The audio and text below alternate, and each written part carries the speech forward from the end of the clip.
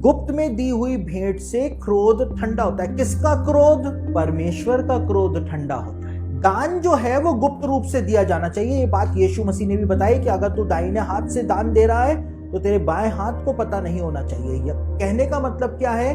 बायां हाथ कौन है? पत्नी। अगर तू दान दे रहा है तो तेरी पत्नी तक को पता नहीं होना चाहिए कि तूने दान दे दिया, तूने किसी की मदद कर दी। कई सारी पत्नियां होती है ना, वो उनको हर हिसाब किताब चाहिए होता है ना, वो भी बड़ी वो एक डेंजर प्रजाति होती है, एक अलग स्पीशीज है वो महिलाओं की, जिनको पति का सारा हिसाब किताब अपने पास रखने का उनको भी एक बीमारी होती। तो यीशु मसीह ने कहा जो तेरा दाहिना हाथ करता है वो तेरे बाएं हाथ को पता नहीं चलना चाहिए, यानी तेरी पत्नी तक को नहीं पता होना चाहिए कि तूने किसको दान दे दिया, किसकी मदद तूने कर दी। तो यहाँ पे लिखा है गुप्त में दी हुई भेंट से क्रोध ठंडा होता है। क्रोध कैसे ठंडा होता है? मैंने पहले भी आपको बताया था। अगर ये धर्मी व्यक्ति जो दूसरों को दान देता है और धर्मी भी ना हो, सेमी धर्मी हो, आधा अधूरा धर्मी हो, और अगर ये दूसरों को दान देता है, गुप्त दान देता है, ढिंडोरा नहीं पीटता है, किसी को बताता नहीं है, तो क्या होगा? अगर ये कुछ गलत करता है और स्वर्ग से आदेश निकलता है परमेश्वर का दंड के लिए, इसके दंड के लिए आदेश निकलता है, तो गुप्त में दी हुई भेंट से क्रोध ठंडा होता है। तो परमेश्वर के सामने फिर फाइल लाई जाती है और परमेश्वर उस फाइल को देखता है कि इसने बहुत अच्छे काम किए हैं और इस पे दंड की आज्ञा निकली है इस पाप की वजह से, तो परमेश्वर उस दंड को उस व्यक्ति के ऊपर आने नहीं देता है। लेकिन आदेश तो परमेश्वर का निकल गया, वो तो कभी लौट नहीं सकता है। जब पृथ्वी के राजाओं का आदेश नहीं पलटा जा सकता है